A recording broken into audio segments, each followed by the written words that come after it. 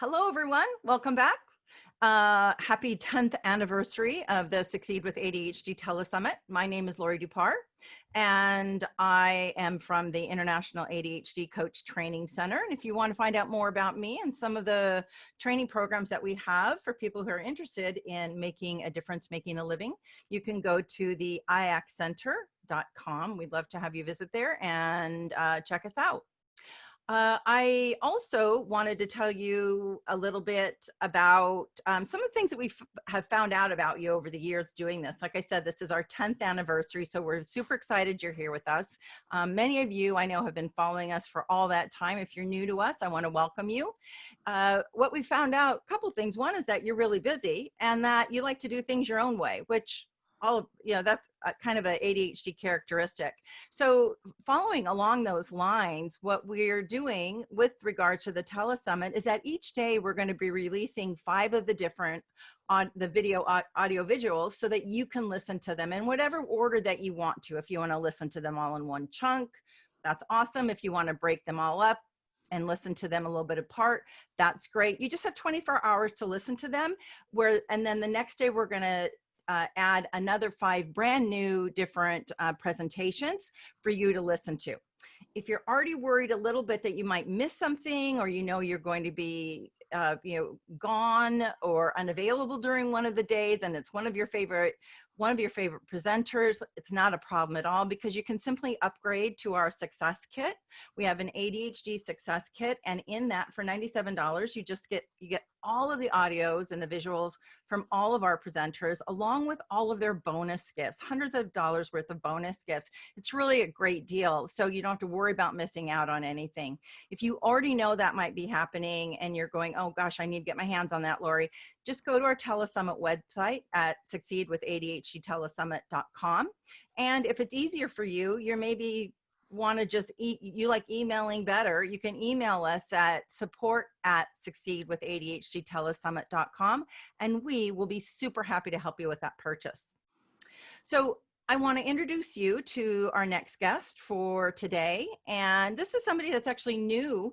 I kind of feel like he's new to my world, but I'm super excited to have him here because he's going to be talking to us about something that is, I think, really much higher than statistics show, which is about sleep. So I'd like to introduce you to Bryan Wisda.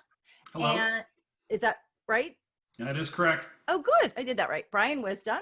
And let me tell you just a little bit about him. Very interesting background. And before we have him telling us a little bit more about some of the what he has been creating to help people with this challenge that we have with sleep. So Bryan is a deputy sheriff in Phoenix, Arizona.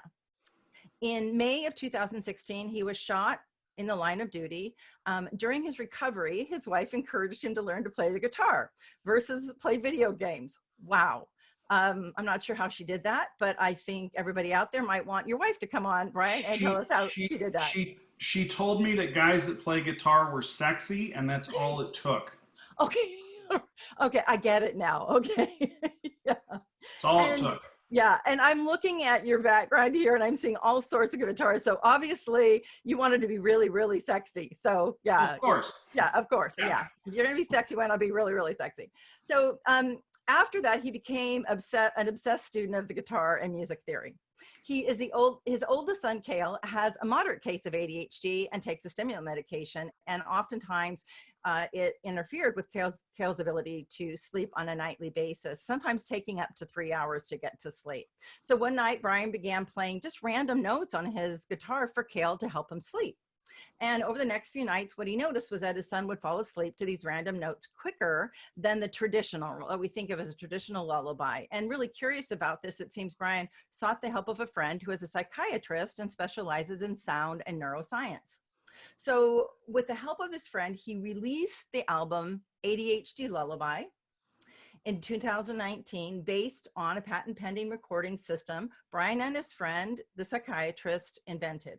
This album has since helped hundreds of thousands of children with ADHD fall asleep quicker and stay asleep throughout the night. That's amazing. The album was named to the top 10 New Age albums of 2019. Congratulations, by Billboard Magazine, and was the #1 new children's lullaby release on Amazon.com from March through May 2019. So it's my pleasure to invite Bryan to our Succeed with ADHD Telesummit, and he's going to be talking to us about ADHD and functional sound.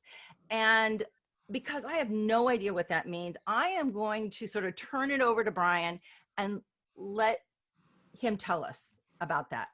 Okay. So the one thing that Laurie didn't mention is what specifically I do as a deputy sheriff. And specifically, one of the things I'm trained in is what's known as a drug recognition expert. And you're like, what's that and why is that important? Well, specifically what I do is I go to all the vehicular homicides that occur where people are suspected of being impaired by alcohol or other drugs. And over the course of my career, I've been trained in that specific field. And what I have come to understand is a very unique understanding of how various drugs interact with the human body. Okay? So what I'm going to do is I'm going to share my screen here for just a second. And I'm going to kind of just start with the basics of why kids who take, oops, I don't want to share the whole screen. Am I sharing just my whiteboard, correct? Sure. Why kids with ADHD who take stimulant medications have a hard time going to sleep. And so what I'm going to draw is I'm just going to draw a flat line, or my best attempt at a flat line on the screen. Right. And we're going to call that line homeostasis. Okay. Okay. Now, homeostasis is that it is that which our bodies always want to be at. It's right where everybody kind of sits and says, okay, my body wants to be right in homeostasis. Okay. Now, when we take a stimulant medication such as Concerta or Ritalin or Adderall, and you think about a stimulant, what does it do? Is it pushes your body up. Okay? So homeostasis is here. That stimulant medication pushes your body up. Okay? Now, your mind does not want to be up here. Your mind wants to be here at homeostasis. So what occurs on the opposite end of the spectrum is our mind comes along and says, no, I'm going to pull down. I'm going to pull down. I don't want to be up here. I want to be here. I'm going to pull down. And so when we take a stimulant medication like a Ritalin, Concerta, Adderall, Contempla, whatever it might be, what's actually occurring is why we get the behavioral modifications in those drugs of children with ADHD isn't necessarily what the drug is doing to the body, but what the mind is doing in reaction to that drug, okay? Now, that's all good, fine, and dandy. And obviously, I don't know if the people watching, some people will have children who are taking stimulant medications, others won't. And please understand, if you're against these medications, that's fine. I will tell you that the medications of today are phenomenally better of what I saw as a child in the 80s of like some zombie in the corner just drooling all over themselves. My child who takes this medication, he's well adjusted, he's making friends, he's doing well in school. It works phenomenally well. And putting them on stimulant medications is a lifesaver. The downside of these stimulant medications comes late in the day when that medication wears off. Okay, so here we have homeostasis again, right? And that medication's up here and the mind is pulling it down. So when that medication wears off, the mind doesn't know that that drug is leaving or has left the body yet. And the mind's going, oh, I still got to be pulling down, right? But now the drug starts to wear off, and what we get is we get a crash, right? This is no different than you or I drinking a whole bunch of coffee. Stimulant up, it wears off, the mind's still pulling down, crash occurs. Well, once that crash starts to occur, the mind goes, oh, I don't want to do this. This is bad. I want to be up here. I want to be back at homeostasis. So what is the body's natural reaction is to dump various chemicals that it naturally synthesizes, be it serotonin or dopamine or whatever it uses, that part I don't know, back into the body. And so we get that late day energy rush, okay? And that's what's causing our children to have sleep issues late in the day. It's not because these medications are still active, right? I know that if I give my son Concerta at 6 a.m., it's a 12-hour extended release drug. It's out of his body by 6 p.m. or thereabouts. At 9 o'clock, that drug is not still active in his system. But the mind's reaction to that cycle of coming off that medication is, and that's what's causing the sleep problems. So when we look at trying to adjust sleep issues, what we're trying to really do is we're just trying to help the body reset to its homeostasis, okay? And that's where my music comes into play. And to kind of give you a little bit more of the story of my music, what happened back in 2016, I just started playing the guitar. And I was horrible, like any new student is, right? And so there I am, I'm sitting in my son's room. He's been awake for, it's probably like 9:30, 10 o'clock at night. I'm frustrated. We would try everything. We tried Mozart, we tried weighted blankets, we tried the little lights on the ceiling that make patterns of stars. We did everything under the sun. We used melatonin, which wasn't effective. The only thing we didn't do is put him on Ambien. Okay? And so this one night I'm in playing my guitar and I'm literally just playing random notes, string skipping exercises, and all within a pentatonic scale. So it sounded somewhat nice, but really there was no point to it. I wasn't playing rhythm and I wasn't playing a song. And I noticed he fell asleep. Tried it again the next night, seemed to work. Tried it again the next night, seemed to work. That got me to call a friend of mine. And you had introduced him briefly, but he's a psychiatrist. He works for the United States military, and he specifically works in the field of sound and how sound is interpolated by the human body to make it do things. For example, if you play specific frequencies, you can make your body vomit, right? You can do all kinds of things with sound that are, we'll call it otherworldly. But really what it comes down to is neuroscience. And so he came back to me and he said, hey, why don't you try playing your random notes over rhythmic notes? And I said, why would I do that? He goes, well, what you're doing is in Western music, we are so attuned to hearing pattern, right? When I listen to a song, and I'm going to just pick a song, I'm going to say Brown Eyed Girl, because everybody's familiar with it. Ba ba ba ba da ba da da da da da da da da da, right?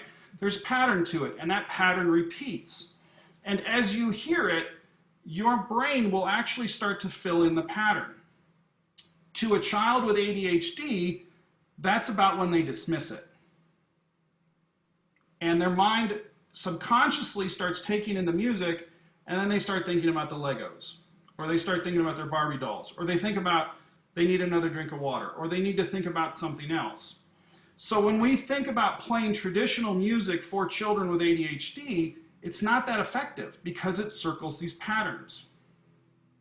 And so what my psychiatrist friend said was, try recording in rhythmic elements. So just playing a rhythmic standard element, repeat it, and then over the top of it, play these random elements. Call me back in a week or two and let me know how it worked, which is what I did. It seemed to work a little bit better than just playing random notes. So he calls me, I call him back, I'm like, hey, that seemed to work a little better. He goes, I got one more for you.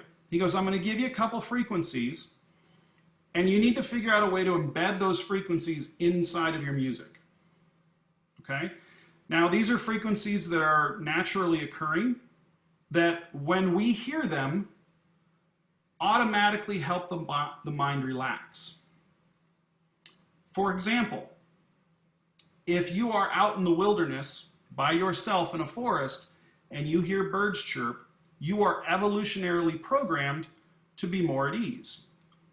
If you don't hear birds while you're wandering in the wilderness, you're a little bit more on edge. Now, what he gave me were frequencies that are a little bit more specific than just birds chirping, but the same type of idea. These are frequencies that help the body relax. And so we took those frequencies and we embedded it inside of the music, and I played that for my son, and it worked even better. So we did one more. We said, okay, let's start recording a couple songs, and let's try to match the songs to his sleeping heart rate.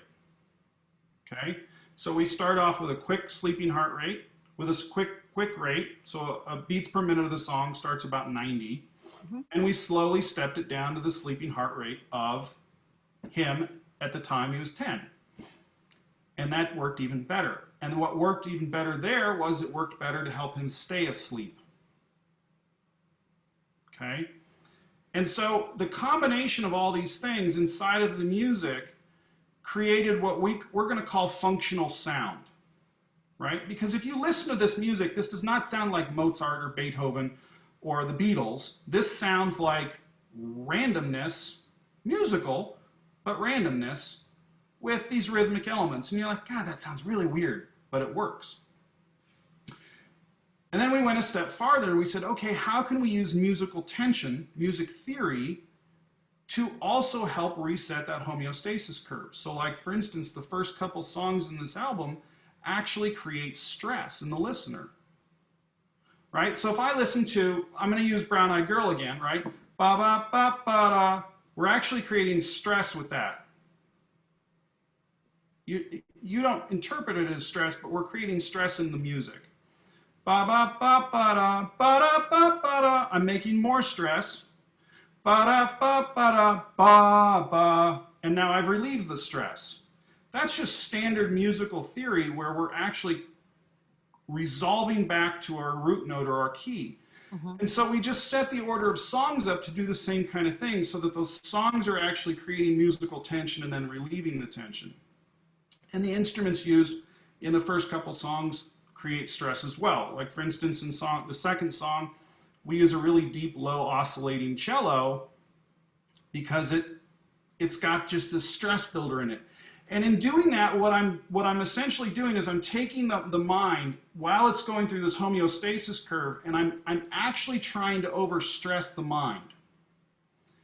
And then we resolve it so that we get that,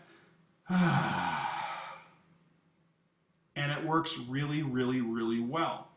And so that's kind of the story of myself and ADHD Lullaby and what we've been able to accomplish. It's a very specific method of recording that I have filed a patent on. Good. And what I challenge people to do is, you know, I get questions all the time like, well, does it work? I'm like, yeah, it works. Go onto my website, go onto Facebook, go onto Instagram, and read the feedback. And some of the feedback as a parent, if you're struggling with stress, you are instantly going to identify, and in fact, I cry sometimes when I read these things because I'll get messages like, I've struggled for years, hours and hours a night, and all of a sudden my kid's asleep in 20 minutes? Like, how is this possible? It's simply a matter of understanding that homeostasis curve and understanding where they're at in the homeostasis curve and knowing that it's not a physical issue, it's the mind's interaction of the body on that homeostasis curve. And so that's ADHD Lullaby in a Reader's Digest version, I guess. I was going to say, yeah, as I'm listening to you talk, most of our listeners will know one of the things that I talk about a lot because of my background is about medication. So I so appreciate how you describe sort of that, the body's wanting to return to that homeostasis, and it actually kind of almost does a rebound is what we call it. And it can be, if you're still in that rebound and you're trying to go to sleep, it can be very, very difficult and it's not the body trying to relax. The body might be very tired. It's just the mind is trying to re-level itself out, right? We have this sort of level. And in the middle of all that, a child with ADHD has all these thoughts entering their head. Yes. Right? Yes. So one of the things my music does is because you have these rhythmic elements and the random elements, I'm occupying the subconscious. Mm-hmm. And think of the music, and what I'm doing is the delivery system, right? Yep. I'm opening the door and I'm helping them alleviate these sideline thoughts. because the mind is going to subconsciously concentrate on the music to try to find a pattern, which it will not find. Right. No. And so that's that. Well, the other thing that I find really interesting, and as you're talking, it actually makes some sense to me and anybody else. I actually have played several instruments myself, and I hadn't really thought about how we sort of create that stress with certain songs. And when you have ADHD, the knowledge of knowing, well, how it keeps going isn't as, it's kind of what you've recognized, what, not knowing that is what occupies the brain to keep it. I know that doesn't make sound sense, but when we know what the end is, for a lot of people with ADHD, it's not as interesting. So it sounds like what you've done is you've taken something that maybe just started out as randomly, not even knowing it, but created something that actually is very engaging to the brain. And so those thoughts that, like you said, tend to be very common amongst people trying to go to sleep. And I'm wondering about this for adults, honestly, too, but that it creates that ability for to put its attention on something like this. Yes. And you purposely have created the tension and relaxation in music. And if anybody's like listened to, and I know this is probably more dramatic, but I'm thinking like something like Phantom of the Opera. If you've ever been in there and felt your body move to that music, right, and then relax to it, that's what it sounds like that you're doing on a very sophisticated level, but also incorporating these very natural sounds that our body, from an evolutionary standpoint, is recognizes as being relaxing. And somehow you've created this amazing these recording that, and I'm wondering, like for you, you said it would, so a couple things. One is that, so when you said it got better with your son and it was taking him 3 hours, what is it, does he still continue to use it now? We use it still, not every night, because he's heard it so much at this point. Yeah, right. He That's knows, the other thing. he kind of knows the next note, if you will. Okay. So what we try to do is we try to vary it up, and Okay. on nights where we're having difficulty, we'll put it on. Okay. When we first initially started using this, we cut time to get to sleep down to about 15 to 20 minutes. Goodness. Yeah. Wow. And you know, when you really think about it, I mean, yes, the kid needs sleep, right? They do. Absolutely. And these kids are being robbed of sleep because of this. I mean, they still have to wake up at 7 in the morning to go to school. That's a known thing. Yeah. Right. But if we can reduce the time it takes to get to sleep, they're getting more of the sleep they need to grow. Right. Especially kids that are on stimulant medications, they need that sleep to rejuvenate, because a lot of times they don't eat as well because the stimulants suppress appetite. Mm-hmm. But the other sideline benefit of this is, I want you to think about this from the standpoint of being a spouse, right? We come home from work. When is the time that a husband and wife really get to connect with one another? After the kids go to sleep. And if you're putting kids to bed at 8 o'clock and they're not in bed till 11, when do you get your alone time with your spouse? And so the sideline benefit of it is, my relationship with my wife has drastically improved. Wow. Because we get that time at night together back. Yeah. Yeah. And that's been a real key thing in our relationship. I spend a lot of time, especially this last year, knowing, I've been working with people with ADHD for about 20 years, and knowing how big of a challenge this is. I think it's really underestimated, not only for children, but I work with adults too. And that our brains do something incredibly important when we're sleeping. Otherwise, we would have evolved out of it thousands of years ago. Right. And part of it, especially, and we're pre-recording this, it'll air in June, but it's also essential for our immune system to, when we're sleeping. It's when our immune system sort of rejuvenates itself, sort of cleans itself up. So sleep is one of the most basic fundamental things that is such a challenge for folks with ADHD. I'm wondering, and so all that you're talking about, it's sort of like this brilliant, you've created this amazing way for people, and I imagine for your son, that there's also a lot of anxiety that people have when they can't sleep. So knowing, okay, if I do this and I can fall asleep and this is going to help me, maybe it's going to only add to probably their ability to go to bed the next night, because they know there's a way to fall asleep if they need to.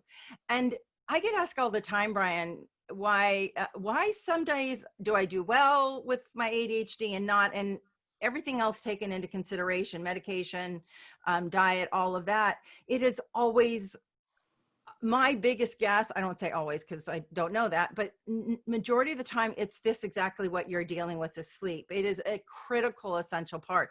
If I could get my clients to sleep, I think their next days are going to be better. Their medications work better, right? Their brain works better, all of that. Have you, I want to ask if you use this on yourself, but have you ever tried this with adults? Because adults are so challenged by it as well. I don't care if I'm listening to a lullaby or what. If I get to sleep, I get to sleep. So here's what I'll say to that.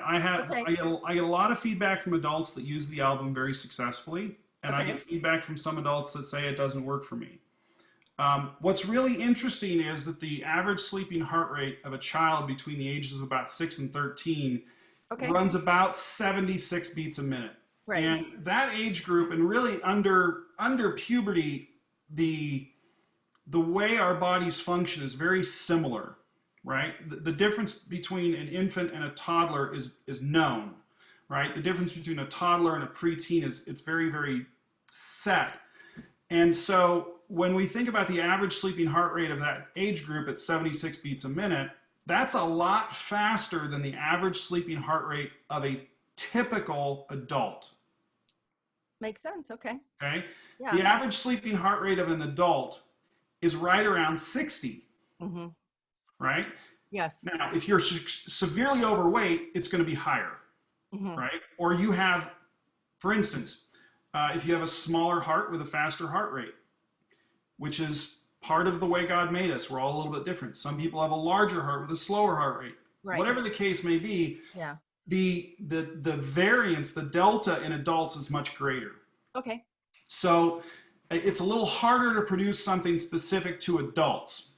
However, I do have a lot of adults that do use the album very successfully. Yeah. Others don't like it for a myriad of reasons. I think my biggest critics are actually music majors. Because they're like, what am I listening to? It sounds like a symphony tuning up. Like, okay, fine, insult me all you want. Give it a try first, but Yeah. nonetheless. So one of the requests I get is, what about adults? And my first response is, well, try ADHD Lullaby first. See if it helps you. If it doesn't, move on. But I have music coming out specific to adults that's a little slower of a rate. It's tuned a little differently for our minds. Yeah. And it's a little more engaging of music, if that makes sense. So the stuff I did for kids is very simple. Okay. You said you play music. Yeah. Multiple instruments. Yeah. Yeah. So the stuff I'm working with for adults has like seventh chords in it and major ninths, and it's a little more, how shall we say, engaging, if you will. Okay. Sophisticated, different. Yeah. Okay. Rather than with the kids, it's a lot of just, standard open chords and very simple chord progressions and not a lot of complexity there. Mm-hmm. With the adults, we're doing something a little bit different, a little bit more advanced musically. The science is still the same. Yes. But it's coming. Wow.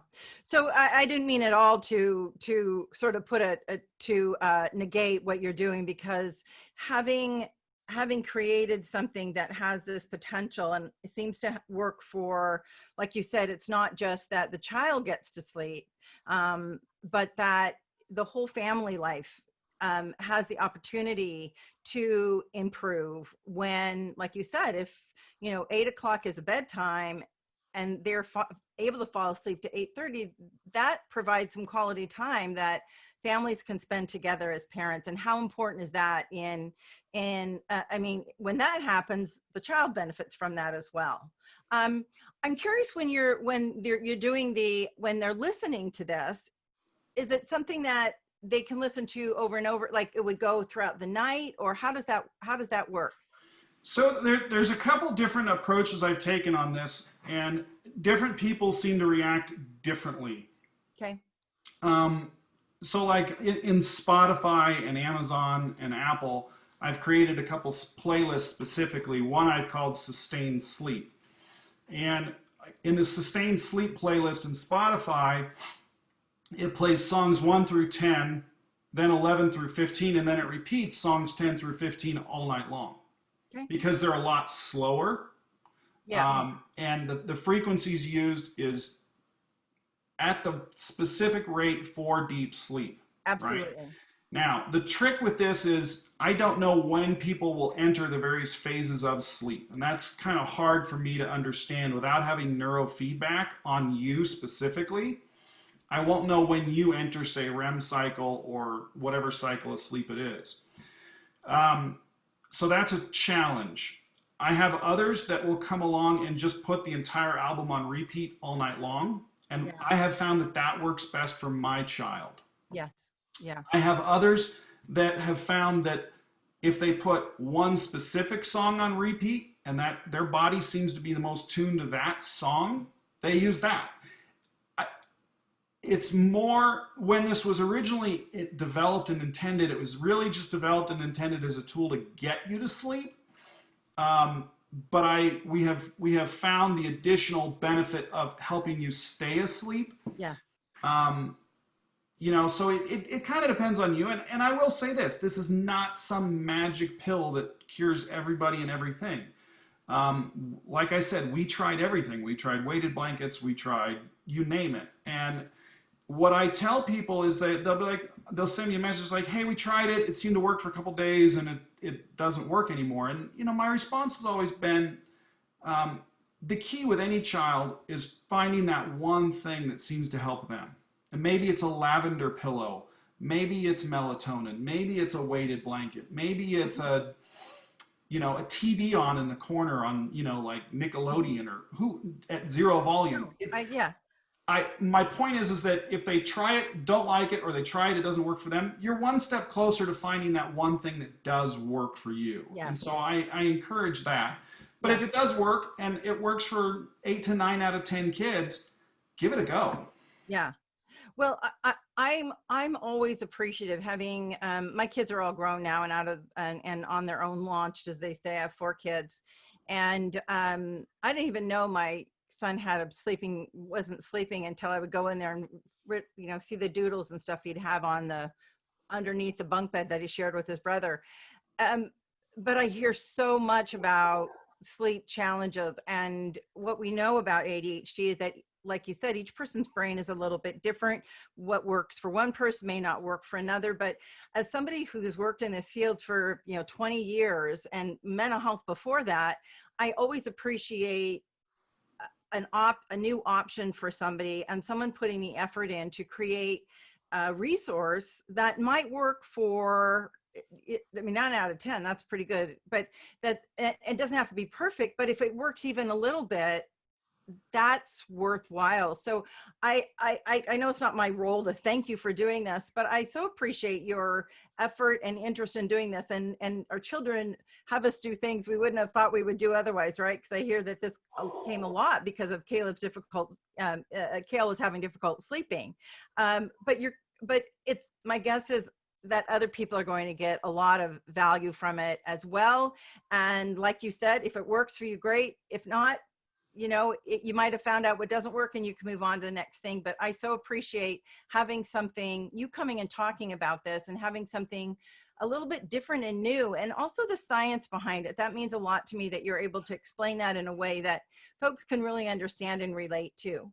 I'm wondering, before we wrap up here, do you have anything else that you want to make sure that you share with our viewers before you let them, we have a surprise for them with regards to the bonus that you have and how to get a hold of you, but anything else you want to share with them before we go?